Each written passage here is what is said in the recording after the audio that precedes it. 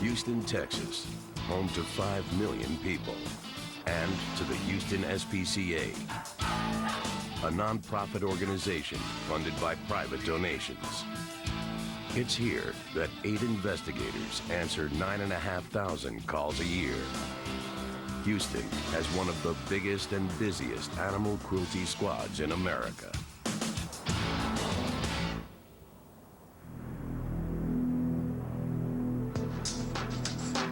At the shelter, the day gets off to a bad start. When a pet cat is brought in following a real intentional viciousness. Oh, man. And rabbits on the rampage. A population explosion causes chaos in a house. When Animal Cops Houston returns on Animal Planet.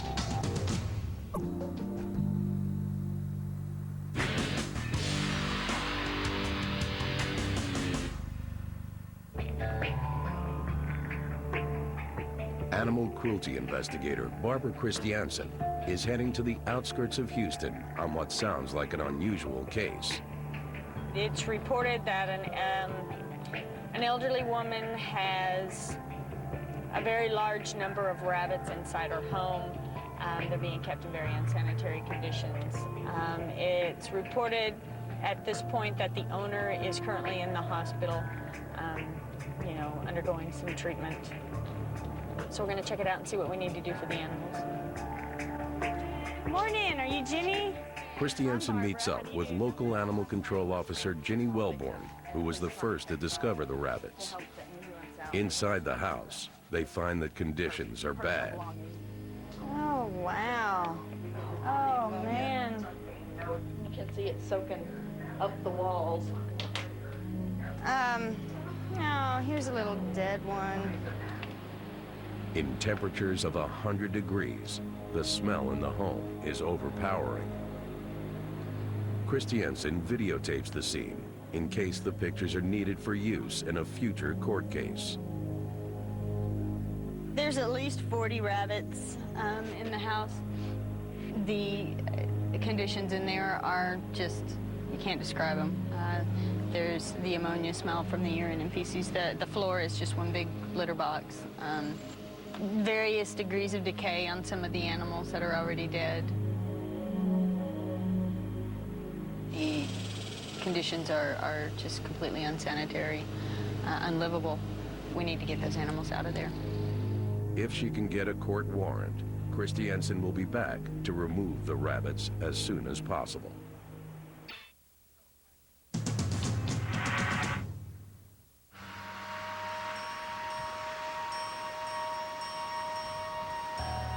In Houston, investigator Barbara Christiansen is briefing senior colleagues on what she saw in a house that's overrun with rabbits.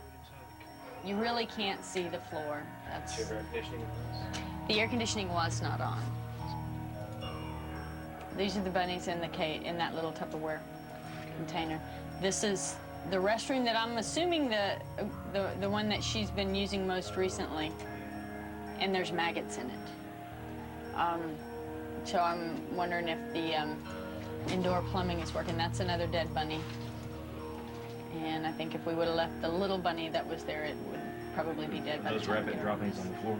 All of this is rabbit droppings and paper. Roughly guesstimate how many there were? 40 that I saw that came out. I put food out, separated in little piles to see how many would come to the feed. And, good guess, around 40.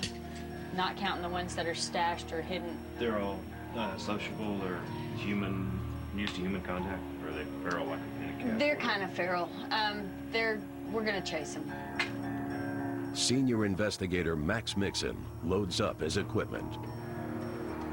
All 3 investigators agree that catching the rabbits will call for a team effort. By the time they arrive at the location, law enforcement officers are already there with a court warrant. Barbara had it. Okay. Just try to keep the numbers to like 3 or 4 people in the house at a time, and that way they don't get too freaked out. Nixon soon emerges with the first of the many rabbits. He says they're running wild all over the house.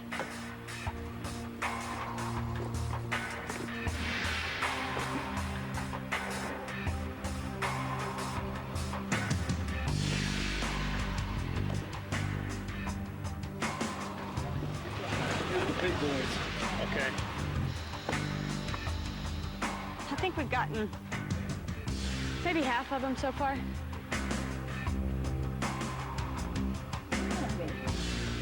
Animal Control Officer Ginny Wellborn comes out with proof that the rabbits have been breeding. Max just found him, I believe, in the room with all the books in it. It's probably about 24, 48 hours old. Their estimate on numbers is being rapidly revised. We're finding nest after nest of little babies. As the day gets hotter, the investigators' job gets tougher. It's just so hot in there, we can only work for so long at a time, and then we have to come back out and regroup and get some fresh air and try to cool off in 100-degree weather outside.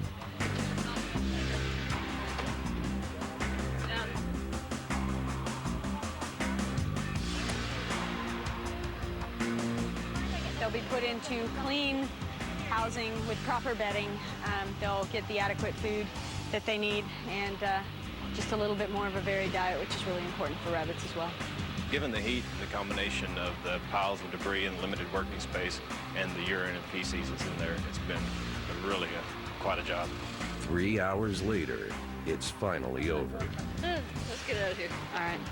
Thanks, guys. Okay. Appreciate it. Thanks a lot. With all the new babies, a total of 55 rabbits are taken to the Houston SPCA shelter.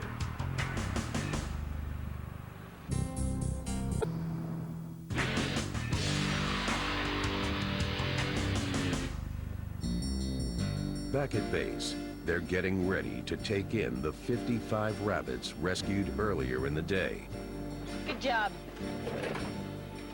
Oh, look at the babies.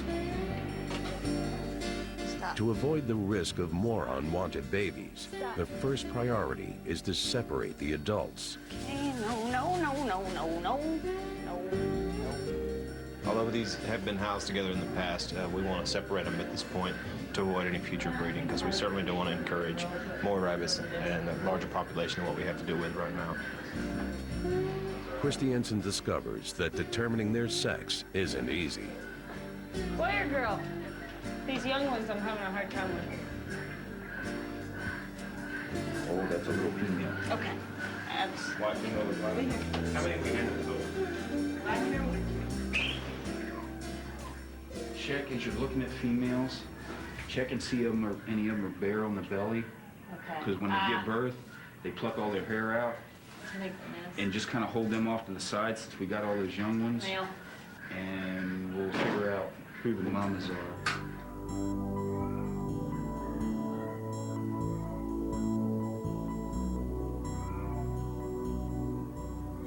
They're all relatively healthy. There are some that are thinned, but for the most part, as a whole, they're still in pretty good shape, which is very, very fortunate. The living conditions were deplorable, and so the fact that they are as healthy as they are is just wonderful. You know, we're ecstatic, because the healthier they are, the more likely it is that they're either going to get online for adoption or we'll be able to place them in an appropriate way. Humans again. Hey, kids. And bright-eyed and bushy-tailed, what does the future hold for the baby rabbits? When Animal Cops Houston returns on Animal Planet. Back at base, the Houston SPCA's animal care manager, Melvin Davies, has been looking after the baby rabbits brought in 2 weeks ago. Here we are. Hey, kids. They appear to be making good progress. You see, the rabies have grown quite a bit. When they first got here, because in all the moving, there was some question about who was the mother. So we had to figure out which rabbit was the mother, and then hope that with them being disturbed, that she would still take care of them. After we separated them, male and female, I went back through and looked at all the females to see if there was anybody that appeared to have been nursing any babies in. We chose this rabbit, and after being away from the babies for several hours that she had been away, we put them together, and she was very happy to see them, and they were very happy to see her, and it's been good ever since. She's been really good with them. When they came in, they were naked, their eyes were closed, and they had very little hair when they first got here. And this progress has been made in that short bit of time.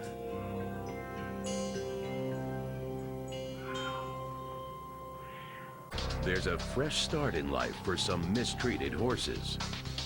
And 55 rescued rabbits make a dash for freedom when Animal Cops Houston returns on Animal Planet.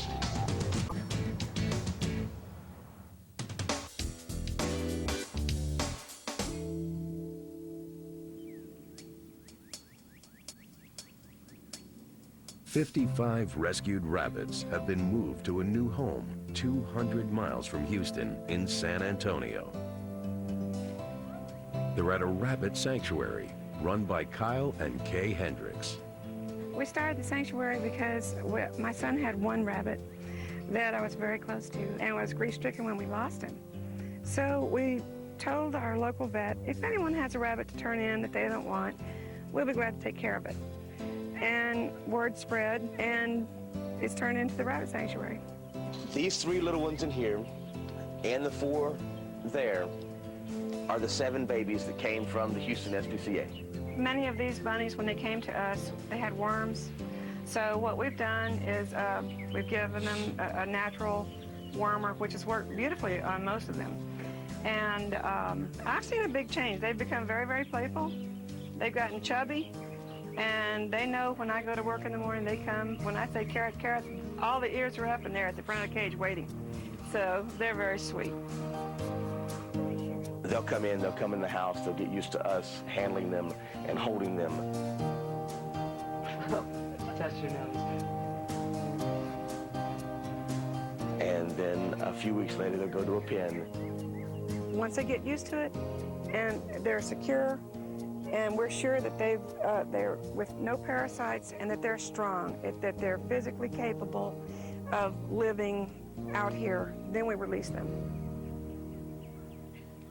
Well, we're down to the moment now. This is what we've waited for. They've had their vet care, they've been to the hospital, they're spayed, they're neutered, and they're used to being here, so this is their moment of freedom.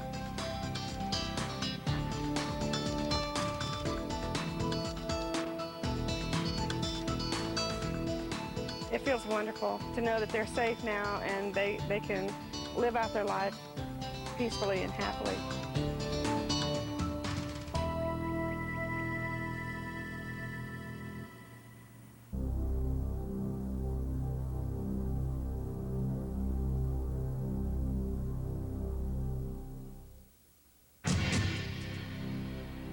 Coming up, don't miss Ultimate Zoo. Next.